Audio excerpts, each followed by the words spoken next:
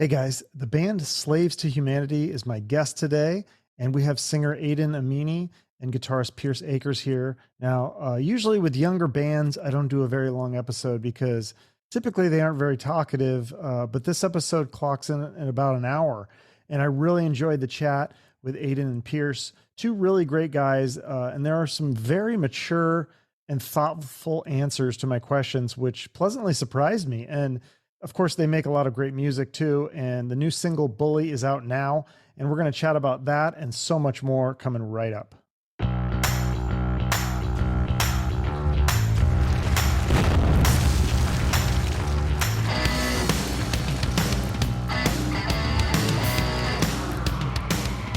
All right. So, well, welcome. I got 2/4 of Slaves to Humanity. That's you guys correct. are 4-piece now, right? Yeah.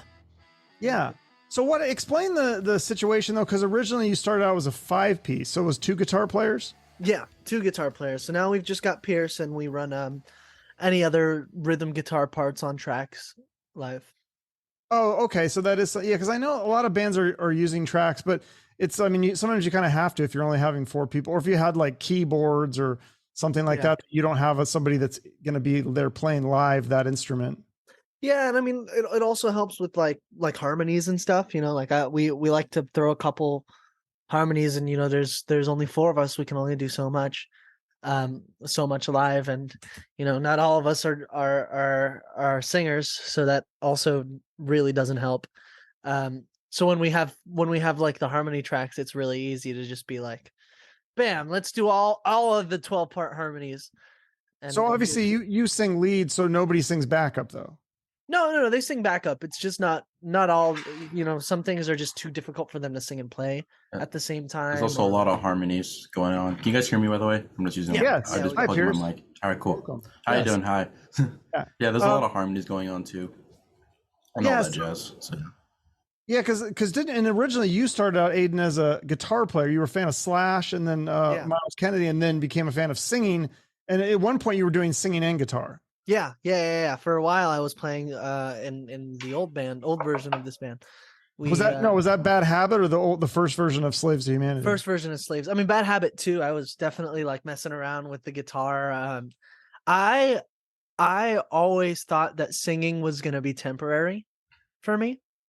When I was growing up, I just thought it was like, I never thought about it being like the thing that I do. I always thought, okay, well, I'm just going to get better at guitar, and eventually I'll find a singer that I like enough to join my band.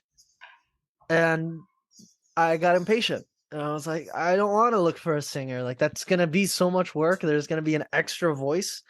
I'm like, that's a lot, And so I put down the guitar for performing. I mean, I still actively play, but performing wise, I put down the guitar, and I just started learning how to sing really well. So wasn't part of it too that you felt like you couldn't compete with some of these guitar players? Because I know that's for me. Like when I was a kid, I played guitar, and I was like, I gave it up at some point because I was like, I'm never gonna get as good as these guys. That like even my guitar teacher. I mean, he'd pick up my guitar, and I thought my guitar didn't work that well, but he picked it up and he made it sound amazing. So that was maybe a thing too, where you felt like you were a better singer than you were a guitar player.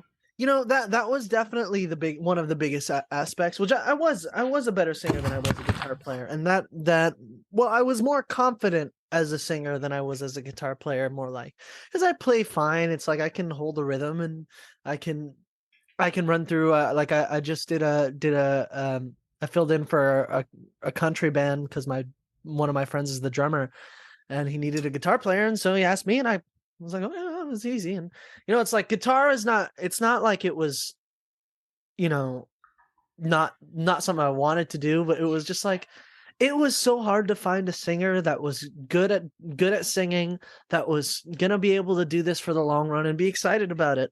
It was really difficult to do that, and I was decent enough at singing, and guitar players are a dime a dozen. At least at that age and at that level they were. I mean, now I look at Pierce, and Pierce is like a diamond in a pile of gold. It's like that's the one I want, and that's the one I got. You said that Pierce is the best guitar player you've ever met.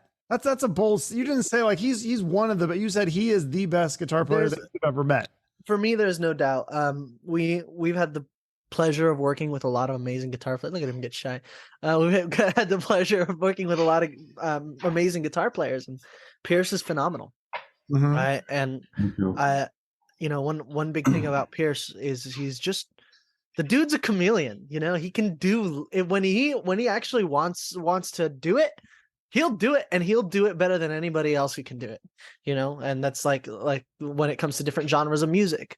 When he wants to write a Miley Cyrus pop single, he can do it, and he can do it better than quite a few people that write Miley Cyrus pop singles. And that's why I feel that guitar, that Pierce is such an amazing guitar player. Is just he's so adaptive. So Pierce, who is your inspiration for guitar players?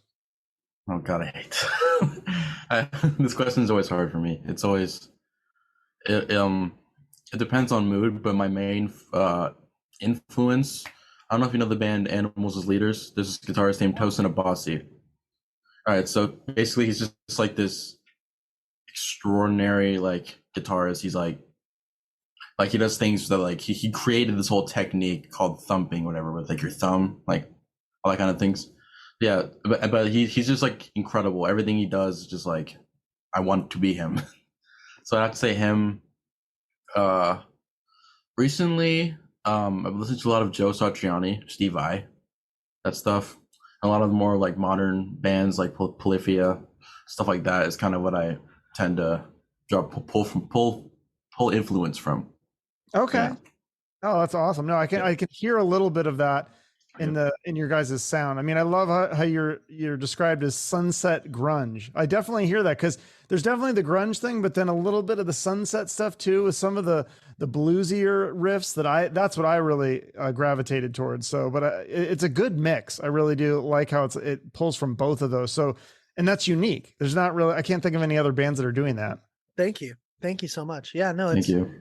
It's been, it's just been something that we've been trying to figure out. It's changing for us. The idea of what it is changing for us. There's different things that we want to do with the sound that fit into it, but it has to be done a very certain way.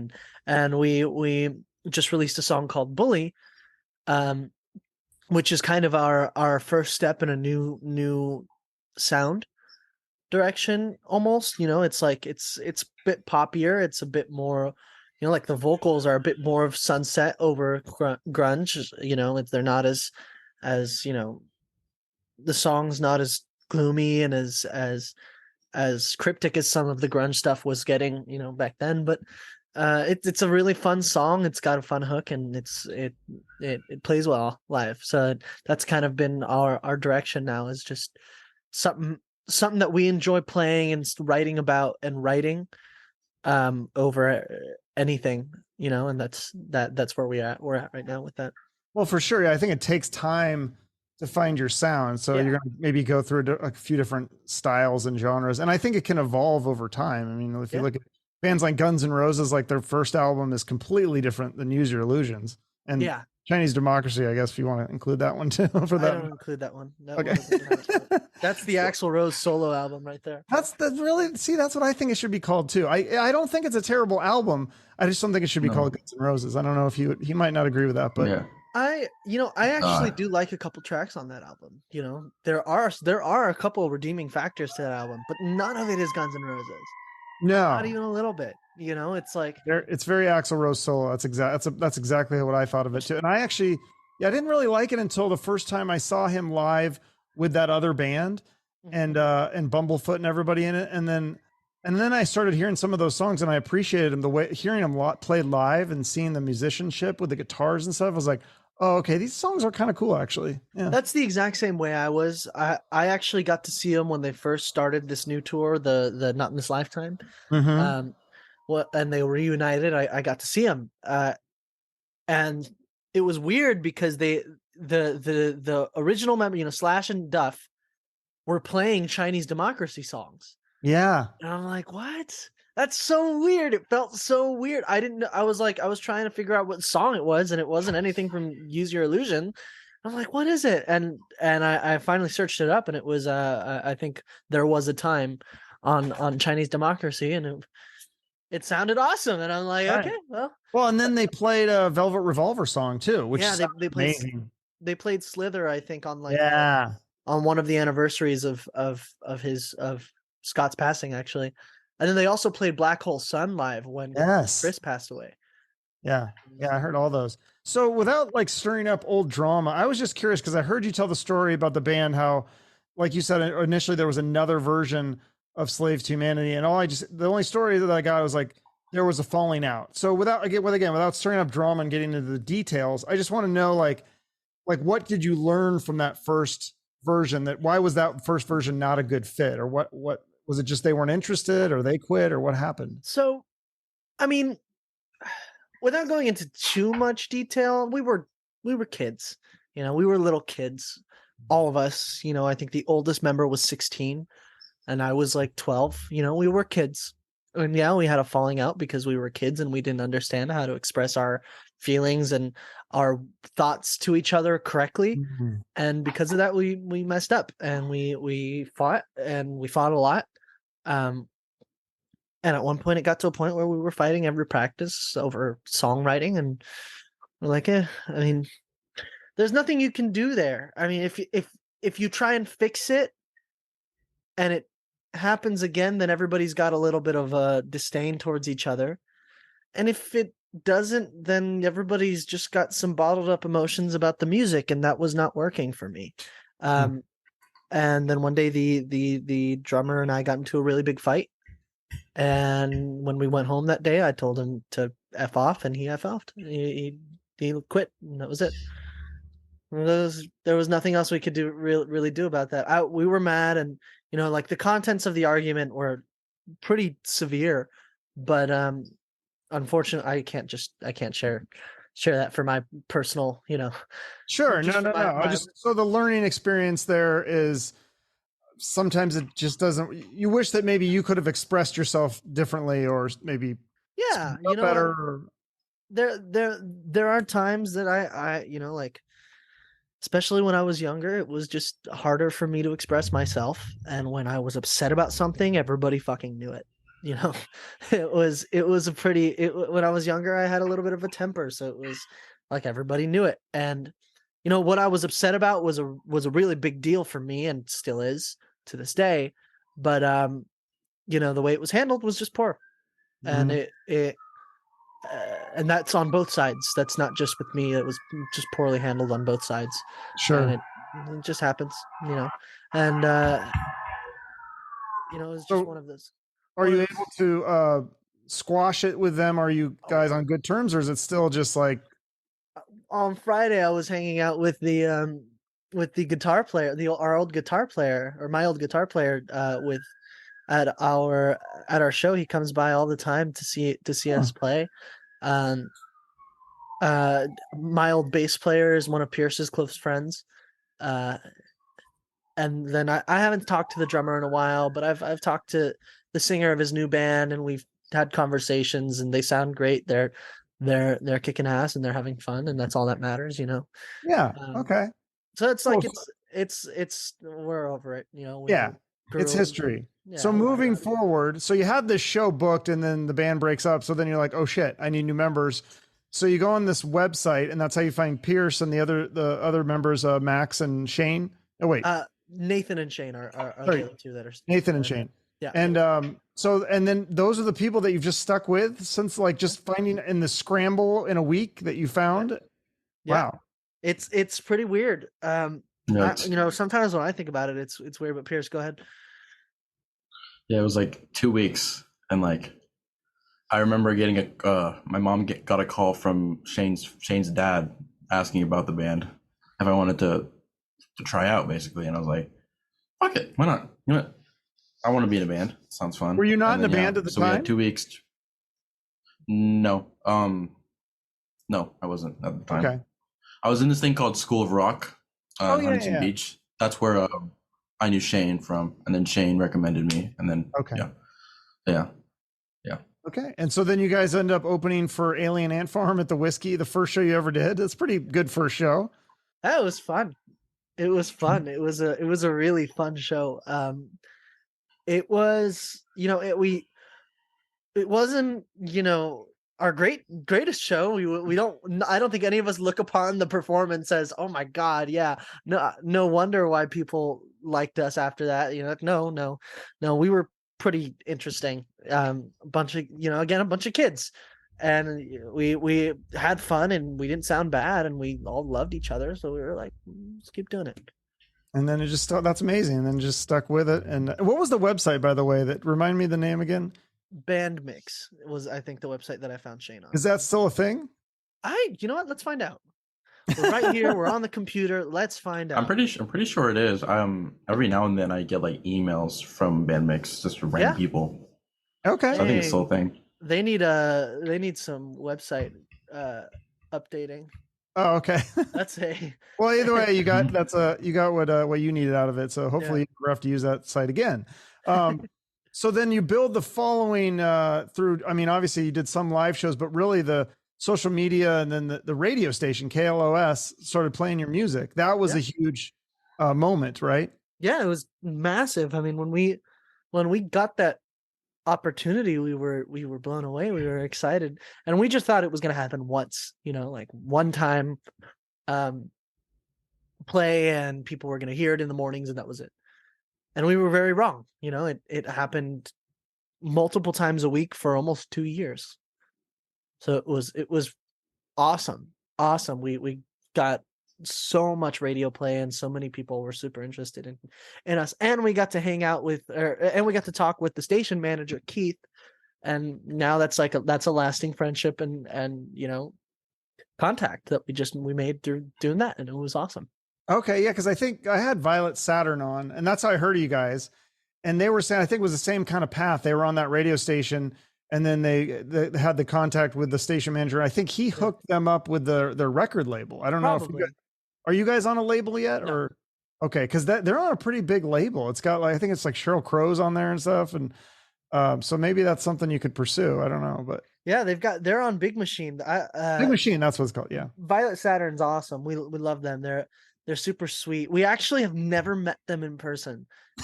We've known of them for like 2 years. We've all messaged. We've all interacted. Never once met them in person. So interesting. I thought you would have done some shows at the Viper Room or the those kinds of right after Violet. So we were 1 week, and then literally Violet Saturn was the week after for that show. And like the week after that was the pandemic. And so then during the pandemic, you still played shows. You played outdoor venues, right? Mm-hmm. Yeah. Once it was like okayed to play outdoor venues, we were right on it. We didn't even hesitate. Okay. And so then explain this. So that your drummer's dad was Chester Bennington's personal trainer. So then you become friends with the guys from the band Orgy. Yeah. And then so was it and Chester's manager, and then he managed you and helped you work with the Orgy guys, and then you worked with them for like 2 years, and they taught you a lot of things, mentored you kind of. They were awesome. Ryan and Amir, they mentored us throughout everything and kind of taught us how to be professional and how to handle things and how to play music right and how to write well and all the things that we needed to learn. They knew it, and they helped us out every step of the way. Okay. And then at some point, this is somebody else. Trevor Lukather is Steve Lukather from Kansas. That's his son. That's another like connection that he's helped produce some of your music, right? Yeah. So Trev actually worked on Bully and is helping us work on the whole new sound. Okay. And then explain this one. You wrote a song with Chester Bennington's son and Train's old bass player, Charlie Colin. Mm-hmm. So, I'm Alive, but I haven't heard that. It's not out yet, right? No. Is it coming? It's not out, and we actually don't know if it's coming out anytime soon or ever. Actually, we haven't talked about it yet because we're doing a whole rebranding. We're doing like new photos, new sound, new everything, right? Okay. And that song never really fit with anything we did before because it's a very unique sound. And it's also not really fitting with anything we're doing now. So what is the sound? What was the sound of I'm Alive? What would you compare it to? It's I mean, it's a rock song, like but it's a ballad. Mm. Very, everything is very thought out in the song, musically and lyrically. Everything is think of it almost like a, and just for the vibe here, not for like, I'm not comparing it to, oh, it's this good. No, it's just think a bit about it like this for the vibe of the song. Think of it almost as if as November Rain to Guns N' Roses, right? You know how I it's want to just hear that. Why you don't want to release this? Like, let the fans decide if it's good. we should. Yeah. No, I mean, it's that kind of song where Okay. it Wow. changes the pace completely. Oh. And we're just not sure when yet. Okay. We're not sure. Axel, I think I heard the rumor Axel wrote November Rain, like he was working on it on the first album, On like Appetite, 87, and then it took like 4 years to come out. So maybe Yeah. maybe you need to tinker with it more or something. But Hopefully, maybe we'll Yeah. see. We'll see. I would love for you guys to hear it because it is one of my favorite songs that we've done, and we actually Same. we never really play it live. With the last we played it live just a couple weeks ago for the first time in like a year or so. Just because that was like we had a big release party for Bully, and it was sold out. So we're like, okay, we got to throw something fun on there. And Wow. we threw that one on that we haven't played that one in ages. Wow, that's crazy. Well, so let's going back to Bully here, because now that is the most current single here, so that's what you want to promote. And I heard you talk about how it's about you being bullied, that you were constantly bullied and attacked by kids. And tell me this story, like they pushed you down and pushed your hand in a beehive. Yes, That sounds like it's. I mean, I give him points for creativity, but geez, like that is harsh. Like that's a true story. It was pretty fucked up, but it's like one of those Really stories fucked up. Jesus. It's one of those stories I always like to tell it because it's like, you always think like, oh yeah, like bullied. Oh, he was like harassed. He was pushed around. No, kids get beat now. Still, it's not like that went away.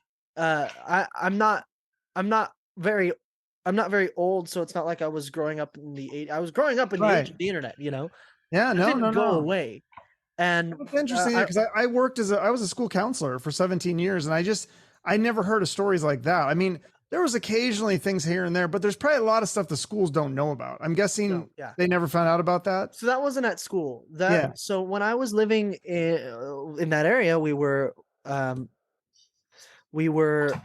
in a big cul-de-sac kind of, but instead of there being a street, it was a park. Okay. So it was all the houses were connected by this one park. And in the park, we had these electrical boxes, those green ones that you see on the floor all the time. And, we always we stored little things in there just to be kids, like we were playing treasure hunt or whatever. And we were storing things in there. And one of them had a beehive. It was just outside on like right out the gate. So it was in almost like a corner that you couldn't really see it in. And I do have to say I know now that the beehive is no longer active, but I don't remember if that was fully the case back then.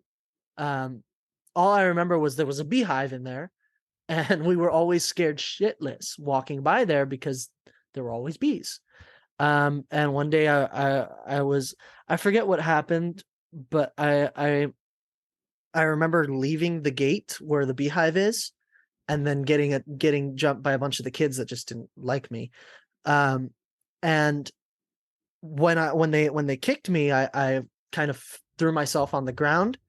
And as I was on the ground, they turned me over and grabbed my hand and opened the box and just went for it.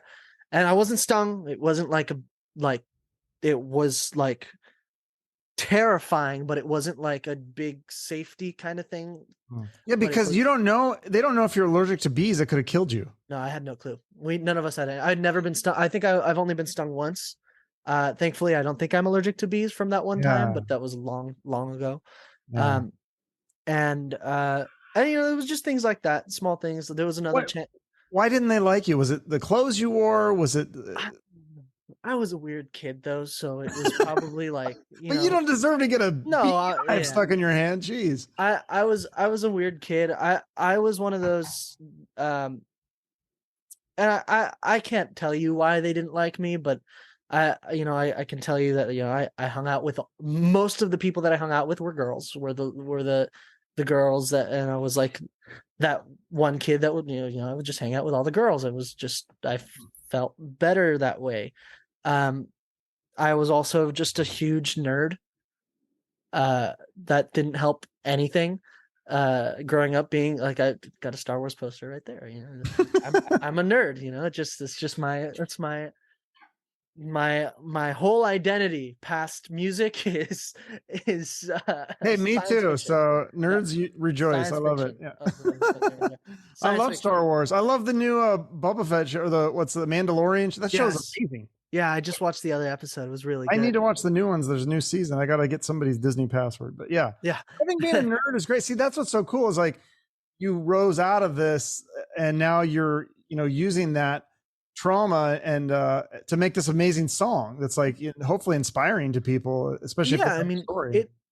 that song's just like, that song is a fuck you to all the people who think that that's okay, you know, Mhm. because there were those kids, you know, sure, they're kids, they didn't know better, whatever, they thought it was okay, you know, and I didn't, and I never did, you know. We got kicked out of that. Well, we got kind of, my family got kind of bullied out of that community, Hmm. because of an incident happening with me and involving me and my older brother.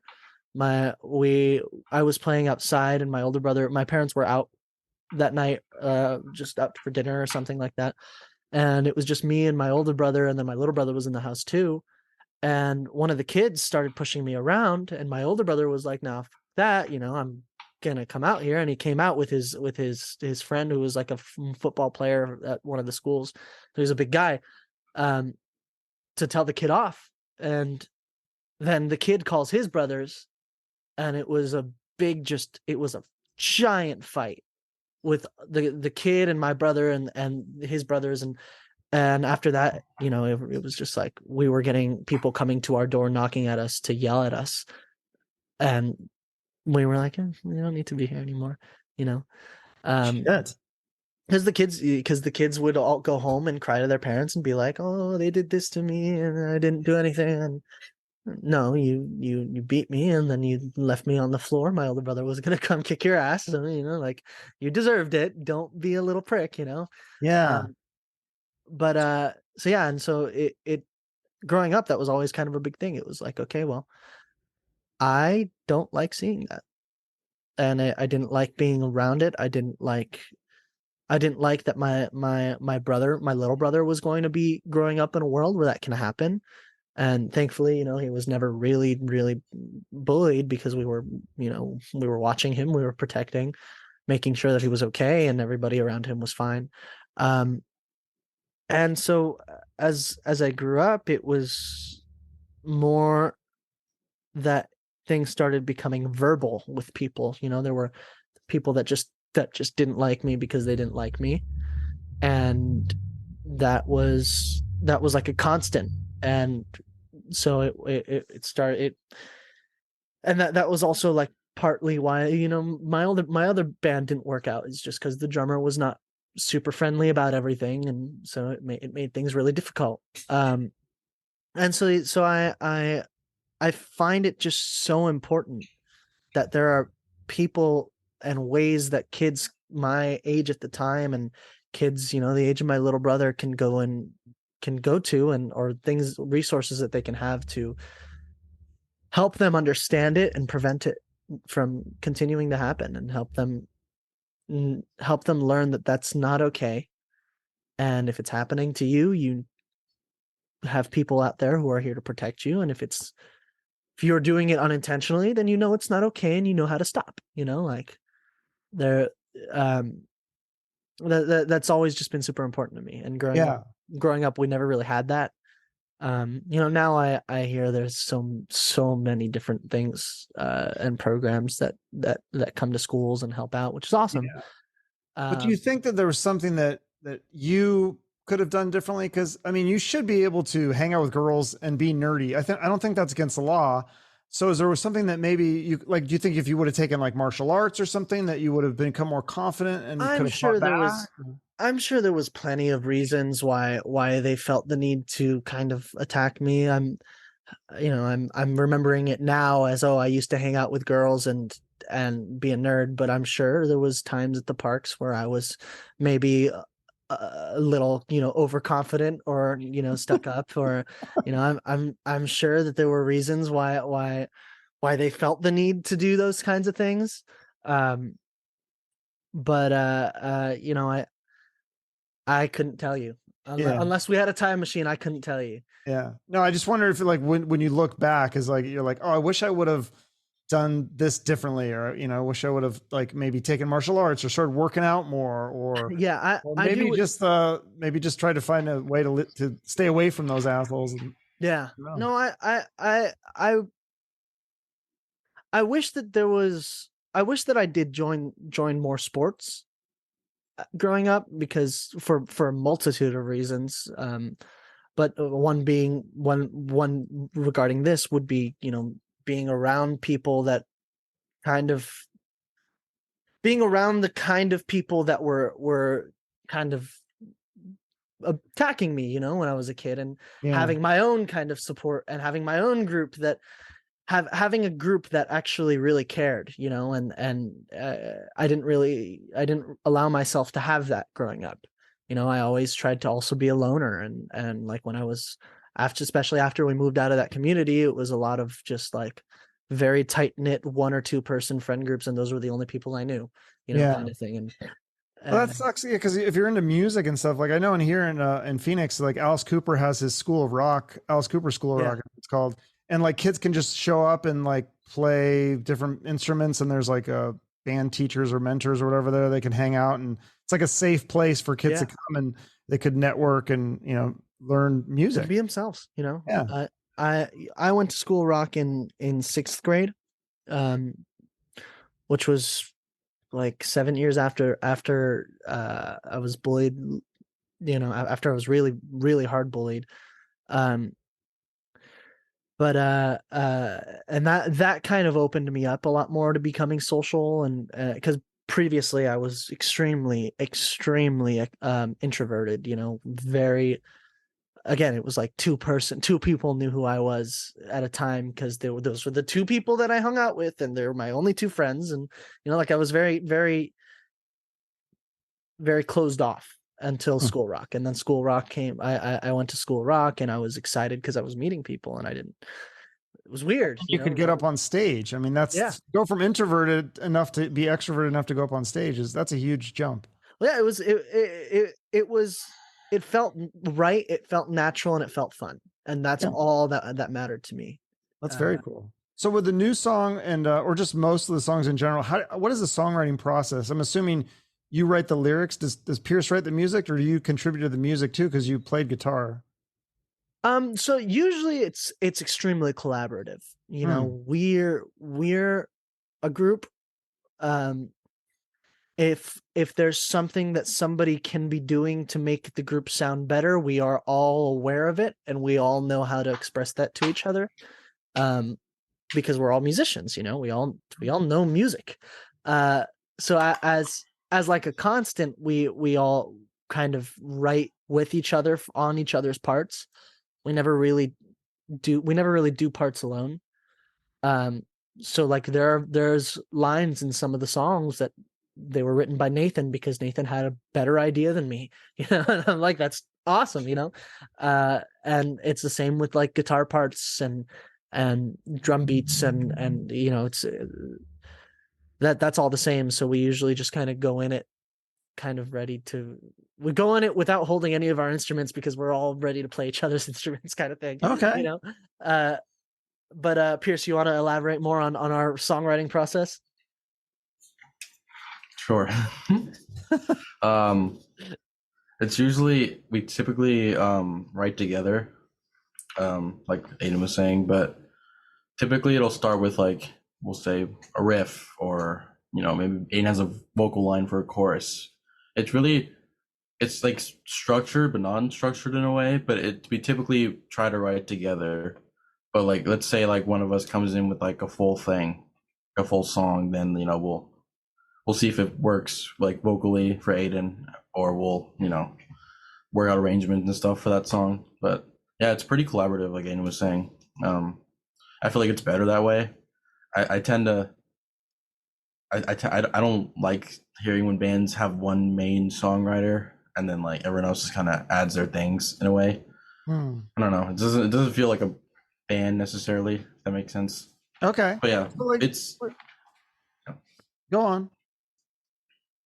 no. That was pretty much. Yeah, Okay. Sorry. I Yeah. was just gonna say, yeah, I love the song "Bully." I mean, I love all your songs. I think one of my favorites though has to be, no pun intended. Like, I love the song. I love it. Like, that song is so great. Who came up with that riff in that hook? Because I feel like that one's so catchy. I hope there's gonna be more like that. I want to say it was me and Max Pierce. I it's funny. I remember us when we started writing this. We were in the Benji lockout. We were in this place called the Lockout, and we were all sitting there. I think, and I think me and Max, maybe you, Aidan. I'm trying to remember. It was a long time ago. I think we just started like. I think we were like making like dad rock jokes or something, and then we came up with like the intro riff. I love it. I'm like, wait a second, this is kind of cool actually. You know what? Maybe we should try something with this, and then something along the lines of that. My memory is failing me right now. Yeah, I think that's right. how it was created. Yeah, I think that riff was created out of a bunch of dad rock jokes. That's why I love it so much. Yeah, I mean, and then the vocals kind of just they showed up. It was like that one in the start. I think vocally they were very easy coming to me because I was able to kind of when I heard the song, I knew exactly what I wanted to do. Okay. And those. I mean, for me, that's very rare. I don't know how a lot of other singers kind of do it, but for me, that's very rare when I know what I want to do immediately. So that's kind of like we all felt that one was super unique after that, and live it was a lot of fun live. And so as it grew, obviously we changed it around and did our things, and we got to tweak it a lot using Ryan and Amir's help. They helped us tweak it quite a bit actually, and we got to what it is now. And Okay. And so now it's a really fun kind of summer classic rock song. Yeah, I love it. Yeah, that's a great song. I would definitely want to hear that live. I feel like that would be one that I would be rocking out and singing along to for sure. That one's fun. That one's very fun live. Yeah, no, we do play that one live. we do play that one live. There's a couple of them we don't. There's like Riot Addict. We don't usually play it live. Not really. How many songs do you play when you do play a concert? Because I mean, you don't even have a full album yet, right? No, but we mostly play songs that aren't released yet. Like we have obviously like the songs that we release are always on the set. Sure. But most of our set after that is just songs that we haven't released. Okay, so speaking of that, one of the songs that I don't think you've released this one either, but I heard a snippet of it in another podcast.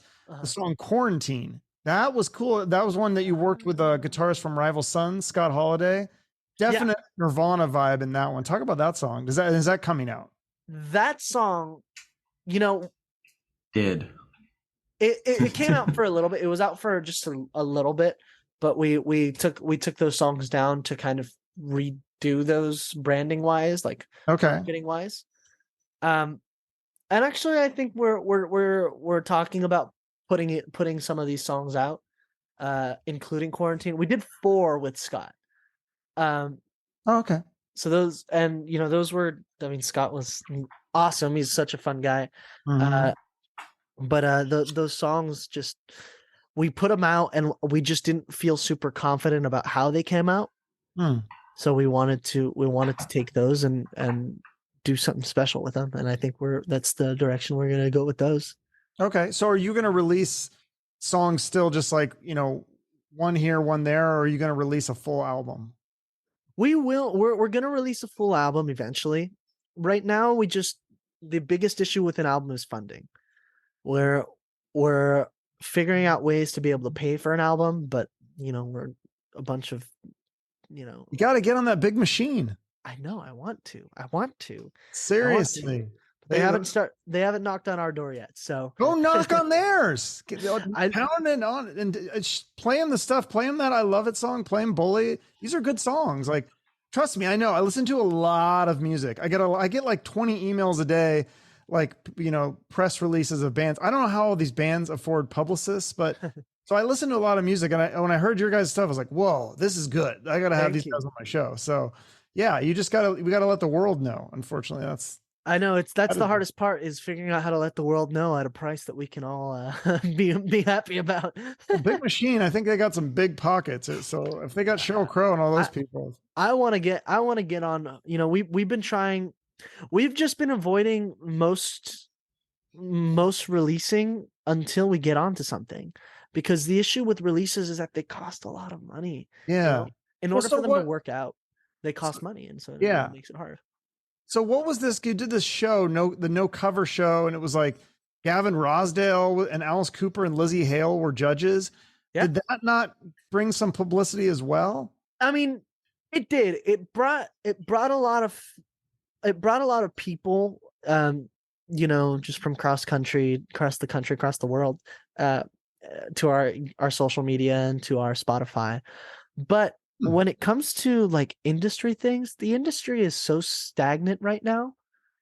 A lot of the labels can't really afford to bring on new bands anymore, because they're trying to figure out what they're doing with their old bands. So right now the industry is at a weird pause almost. So for at least that's what they're telling us. That's what the industry's telling us. So maybe what that means is no thanks. But yeah, I get told no all the time, and I don't take no. You gotta keep asking different labels, pounding on doors, do a GoFundMe and make it yourself. I mean, there's so many ways. No, yeah, there's to just keep going. There's plenty, and that's the goal. We're just trying to figure out what way is going to work for us the best. No, that's good. You have I forget. Do you guys have a manager or no? No, but you met Shep Gordon. He's like a famous, but he's not managing you, or you? No, he's not managing us. But we met Shep, and he mentored us for a while for the show for that for No Cover. Okay. And he was super sweet. He came actually. So we were supposed to shoot at like 4, and he showed up at like 2 and sat and had lunch with us and hung out and just wanted to meet us. And so we were super excited about that. Yeah, what did you learn from him? Because he's worked with, I think, movie and TV people too, right? Yeah. Not just music. Yeah, he is like he's a Swiss Army knife of people. So yeah, we just learned what he thinks the key to the modern industry is, which is what? Which is releasing music, and branding yourself super uniquely. Which is, I mean, you look at Alice Cooper, that's exactly what he did. He released good music and did some pretty unique things. And now he's the face of, I mean, honestly, he's one of the faces of rock and roll, So he kind of walked us through Alice's history too, and how it could apply to us. It was very helpful and very insightful. So do you think you would add like some sort of makeup or costumes or some sort of gimmick like that to get people to get some eyes on you? I mean, us, no, but I think more so he was just trying to express how important branding and the look is. Mm-hmm. So finding your own though, finding something that fits, maybe not necessarily the eye makeup or maybe not, like, like slitting your throat on stage like Alice Cooper does, but, or cutting someone's head off. But, like just something unique to bring people's attention. Yeah. Well, I thought the sound was unique and I didn't know that it was called Sunset Grunge until later, but I was like, oh, that's actually a good term for it. And that's, to me, that was unique. Cause I do love the 90s. I love the hair metal. I mean, as you could tell, all here, like I love the Guns N' Roses and all that stuff a lot, But again, I grew up in Seattle in the 90s, so I love that stuff too. So the mix between the two is kind of, I think that's pretty cool. I don't know if that's the direction you're going to continue to go or if you can do something else, but I mean, bully is the direction we're gonna be moving towards from now on. I mean, it's not far off. Mhm. It's just a tad bit poppier, you know. But that's what we want to do. Is yeah. we want to make something modern, new, and refreshing. Well, I think that's the thing with to be successful in music is like you kind of have to be a little poppy. Like you have to make catchy songs. Like even if you look at like the rap songs, like I always have this conversation with my buddy where we talk about rap and it's like think about the rap songs that you like it's always like a catchy hook or chorus. You're not really like listening to the actual like rap verses a lot of the time. Like that's the thing that people remember is the sing-along part, not necessarily the, you know, the verses. Exactly, and that's what's just been important to us. We've been looking to make music more like that, you know. Yeah. Stuff that people can really shout to. I thought it was funny how so Gavin Rosdale is one of the judges and he kind of talked to you a little bit and helped you with gave you some advice on lyrics. And it was funny. He was saying something like, this song sounds like it was written like by a 14-year-old. And you're like, well, I was 14 when I wrote it. Yeah. Yeah. Gavin he was so sweet. I mean, he was super critical about a lot of just the music. They were all were. That was the point of us being there, was for them to be critical and you know, be honest. And he was really critical about it, and he was kind of like, oh, like there's something up with like the lyrics. They don't sound like they're written by somebody who's matured enough for this. And I'm like, well, I wasn't. I'm like, well, funny story. No, he's perceptive, that Gavin Rosdale, I think. No, they had no clue how old we were. Oh, okay. Until Katie Babbs, I think it was that asked. It was either Katie Babbs or Kellen Quinn. Katie Babbs is a radio host on Sirius XM. Okay. Kellen Quinn's the singer for Sleeping with Sirens. One of them asked from the balcony of the Troubadour how old we were, and I got on the mic and I'm like, I'm 17, and everybody dropped everything they were doing and they looked at us and they're like, what the fuck? They're that young. And then I got off stage and I walked up to talk to Gavin, and Gavin grabs me and he goes, I am so sorry. I did not mean to sound so harsh. You're young, you're still learning. And I'm like, dude, do not sweat it. Do not sweat it. That's what I wanted to be here for. Dude, you had him by the balls. I know. I could have done. I could have said a lot more. You know what? I'll forgive you if you help me co-write a song and co-sing on it. Do a duet with it. Yeah. If you track this song on with us, then maybe I'll consider forgiving you. Give us a free feature. Maybe we'll apologize. Yes. Yeah, no, that's what you got to do. That's awesome.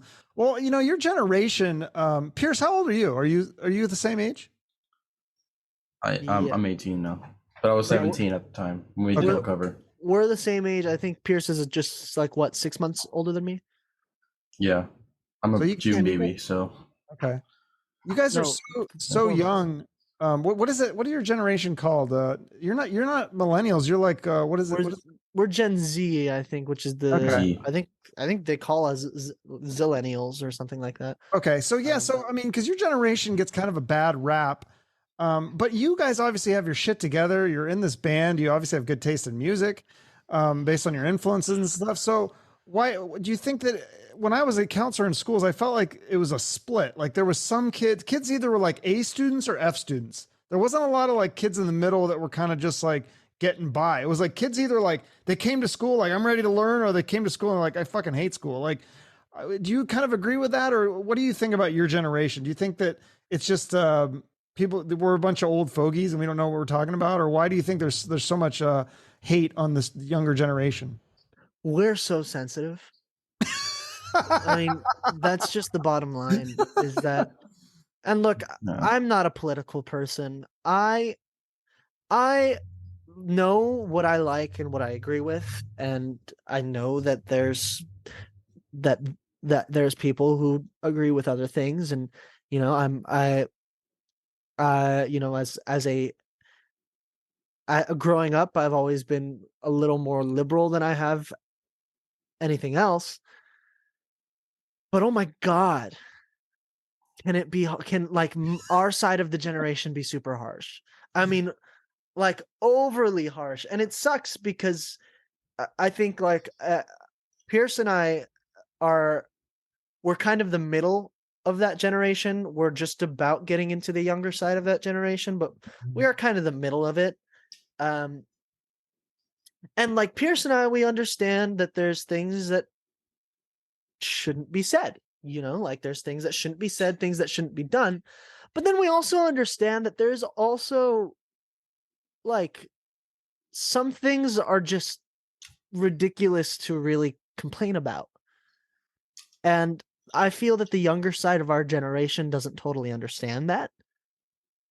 And I think that the older side of our generation just doesn't like that the younger kids are not understanding it.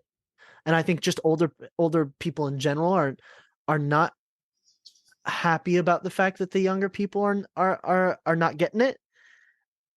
That there's the divide, is that the older generations think, oh, you guys need to suck it up, and the younger generations think that they can be that they could be the next, you know, civil rights movements and all that kind of stuff. And yeah, there's definitely things that need to change, but not everything is a political issue. You know, there's just things that are social, things that I think that shouldn't change, you know, like, or things that I think are kind of ridiculous to complain about, because that's just everyday life. And I think Pierce can agree with me on that. You know, it's just a weird divide. So it's like our Gen Z is just weird. There's nothing else I can say about it. You know, it's just. No, I think that was very well said. Very diplomatic and not divisive. I mean, I think everything you said was true. I don't think people can disagree. You know, maybe the truth is somewhere in the middle. Like maybe, you know, the older generation, they could be a little more sensitive, and maybe the younger generation could toughen up a little bit. You know, it's probably somewhere in the middle. Yeah, I totally agree. That's fair. It's just like that the younger generation, and again, I think our like Gen Z is kind of split into three. They're the people who were supposed to be millennials and who act like millennials but aren't millennials. There's people like Pierce and I who kind of just don't really care that much about what the younger people are thinking, and the younger people are kind of more radicalized, and they've got kind of like a group hero complex to them, where they feel that everything that they do needs to mean something, and that's just not true. You're human. Not everything you need to do needs to start a whole story. It doesn't need to. You don't need to be, you know, the main character of Maze Runner, for God's sake. Just be human. You know, live your life. We all had to go through a lot of hardships to get to where we are, and I think that that's something that the younger side of the generation just doesn't remember. Is that there's a lot of things that go along, you know, things that change and move, and that's just a part of life. Yeah, no, well said. This sounds like a song. I think you should turn this into song lyrics. I have maybe it songs is for you then. Maybe it is. Oh, okay. Maybe it is. Maybe it already maybe is. It's already a song. What's it called? Maybe it's already a song already recorded, produced, and mastered. All right, I can't wait to hear it. Well, when does that one come out? That one doesn't come out for a while, but it's on our roadmap. Future. It is on our roadmap, and that one is one of the songs that we plan on releasing relatively soon. Okay. I don't know if that's going to be the next one just yet, but it is on our roadmap. Okay, so future music. What about, this is so cool. I was going through your Instagram, and you know, you don't do a lot of touring, obviously, because you're a younger band, you don't have the funds on it, but you did this like 5-day stint in my hometown of Seattle. Yeah. With 4 bars in Seattle and 1 in Tacoma. That's such an interesting strategy, to go to like a city because you're not going to play like a giant venue anyway. So it's like, why not go and spread your band's name out to like 5 different bars? How did that work out? Did it go well? Well, we went and we started off by telling ourselves, hey, we want to get on the road just to try it. And we thought, what is the best place to try it? And we're like, okay, well, let's check our numbers. And our numbers said that Seattle was our number 2 city outside of California. Wow. So we're like, okay, yeah, let's go to Seattle. And we went out there. We played like 1 or 2 empty shows, and then we played a couple of really fun, actually energetic shows. And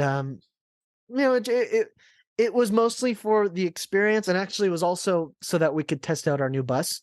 We just bought a school bus, and we completely pulled everything out ourselves and renovated it ourselves, and so that became our little living space for that tour. And we wanted to test it out a couple times, and we thought Vegas was a bit too close to for our comfort. We wanted to throw ourselves into the deep end of 30-hour drive through the snow in a school bus with. Oh, that's right, because it was winter, huh? Yeah. Ballsy. It was pretty interesting. You should go back to Seattle in the summer. It's beautiful in the summer. I love Seattle. I The love other Seattle. 9 months, not so much, but summer is great. I love You Seattle. play outside. People would come and see you outside.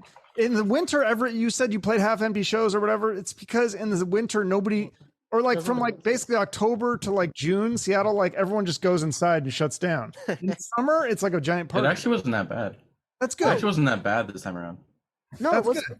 It wasn't bad at all. Actually, it was. I mean, I wouldn't say it was that cold.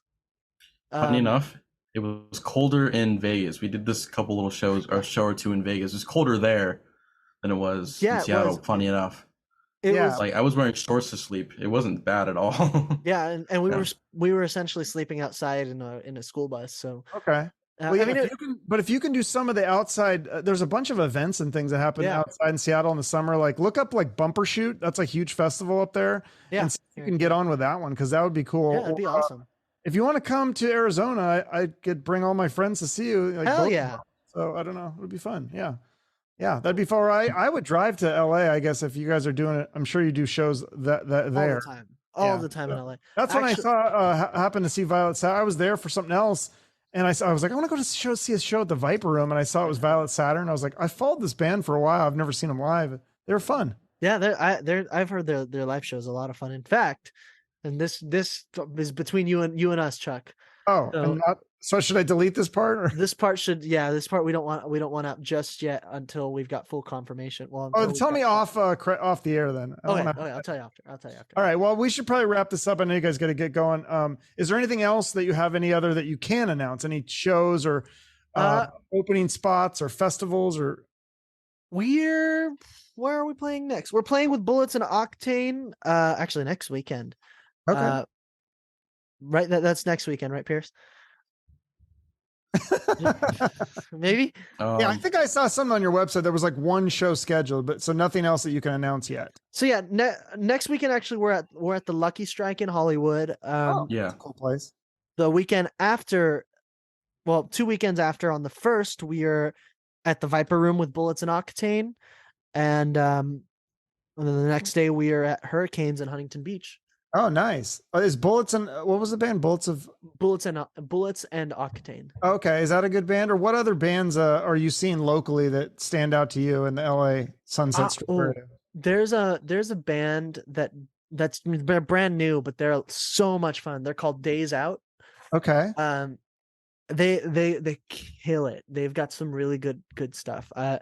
Really fun stuff to kind of jam out to and listen to. There's also a band called Stang. They actually went to Seattle with us. They were a lot of fun. They're kind of like a AC/DC style rock band, kind of classic rock band. Pierce, any others that I'm missing? Do you want to just list off a bunch that we played with that are cool? Yeah. Go for it. And as I have a bunch, I forget them all. Black Rock Candy. Pierce. Thank you, Black Rock Candy. Yeah, they're a lot of fun. Speed of Light too. Oh, They're a lot of fun. love those guys. Speed of Light is so Yeah. much fun. Shoot. Just pulling up my phone here real quick. just check in. Oh yeah, this is good because I Checking real don't. quick. I feel like that's a cool scene. It's not obviously it's not the same as it was in the '80s, but there's still a lot of good bands that come out there. Like, I just discovered Joyce Wolf. I know that recently Nick left the band, the singer, but I really liked their music. And of Limbo was another one that Nick told me about, and they're kind of like a Long Beach. Yeah, they're a fun band. That's sick. Yeah, no, Andrew Hagar. I don't know if you've listened to any of his stuff. No. He's got some stuff out that he just came out with some stuff that's pretty killer. Trev Lukather just came out with some really awesome stuff. So if you want to check that out, Trev he's a lot of fun, and we're all good friends with Trev. We know Trev really well. And who else? TI-85. TI-85. Oh my god. They're younger, but they're like they've got this girl as their singer and bass player, and she is so energetic. Really? She's got this crazy stage presence. It's really awesome. Okay. I got some homework to do. I got to check out all these bands. So I'll send you a list. Okay, cool. And then tell me about also, on our Instagram we have our flyers and stuff of bands too. So feel free to check out any of those too if you want to check out those bands. Yeah. Right on. Well, I always end each episode promoting a charity. I think you guys mentioned you want to give a shout out to St. Jude's, which I've promoted several times on the show. Children's Hospital, they do great. Everybody can get behind that. Try to always get, end on something that can bring everyone together so we can all agree helping a children's in the hospital. It's a good thing. So people have some extra money, they could donate it. They can also, if they have extra money, they can buy your merch. I saw you have some cool stuff on their website, shirts and St. Jude first. Yes. St. Jude first, yeah. Don't even worry about the merch. St. Jude first. Okay, wow. You guys are that's usually backwards. I tell people to buy the stuff, and then if they have money left over, and then they usually go, buy my stuff. No, St. Jude first. And then if you have talking shit about your generation, I'm like, oh, they got to figure it out young that you want to give back first and then worry about yourself. I love it. Dude, we have to, it's like there's no question about it. You can't just go and not give to others what you're able to give to yourself, when you can, obviously you can't, don't be expected to donate money that you don't have. Right. that's a big deal. But it's important to further those, especially the studies that are happening at St. Jude they're incredible. Yeah. They're life saving, Yeah. Even if people just have a little bit of money, a little bit can go a long way if we all pitch in. So that's my theory. That's what I kind of try to do. Exactly. Yeah. So, and then any money left over, you can buy our merch. There you go. Yeah. If you really want to. Yeah. And I'll buy a ticket to a show if you guys come to Arizona, or like I said, maybe Vegas, or Arizona, California. Yeah, Vegas. And I was just in Vegas. Is great, and the weather here is amazing until like April, May. Then it starts to get a little warm. Yeah. That's when you say. That's what I say when you go to Seattle. That's when we go to Seattle. It was around. And it's beautiful. So cool. Well, thanks, guys. I'll be in touch. I'll get this episode out soon. Thanks so much, Chuck. Have a good one, buddy. See you later. Bye-bye. Slaves to Humanity. Remember that name. Great band. I want to thank Aidan and Pierce again for taking the time to come on the show. Check out their music if you haven't already. If you like it, go see a show, buy some merch, or follow them on social media. My guests appreciate your support. And if you want to support my little show, you can like, comment, or share on social media. And of course, make sure you're subscribed to the YouTube channel. We're going to be posting exclusive content on there. It's all free. I'm not even selling any merch at the moment. And we're just trying to grow. So your help is very much appreciated. Have a great rest of your day and shoot for the moon.